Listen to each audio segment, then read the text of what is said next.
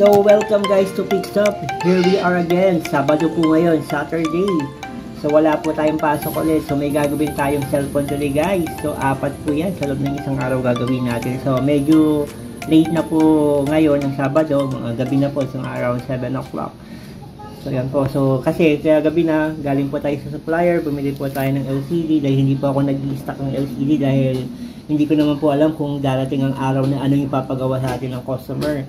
Kaya para makatipid po tayo, pag may dumating na cellphone, saka po tayo bibili ng mga LCD sa supplier po natin.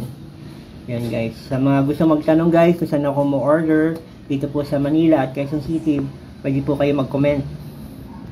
So guys, gagawin natin to. Hindi ko na ipapakita sa inyo guys dahil masyadong mahaba ng video kung isa-isahin pa natin yan. Papakita ko na sa inyo later on kung nagawa na po natin at napalitan na po natin yung mga LCD.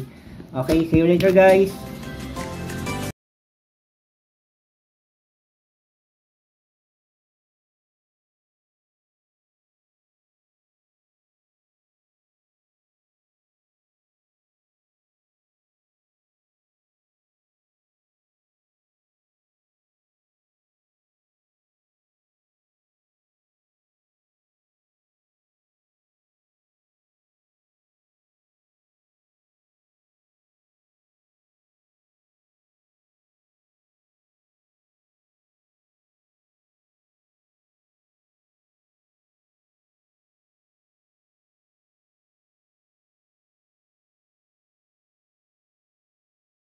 After natin malikitan ng adhesive, so guys, inabot na tayo ng almost 3 hours. It's already 10 o'clock na ng gabi, 10 o'clock PM.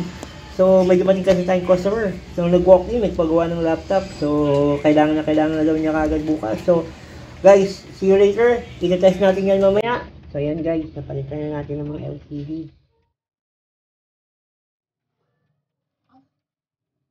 Thank you for watching guys. Welcome to Pickstop. God bless po.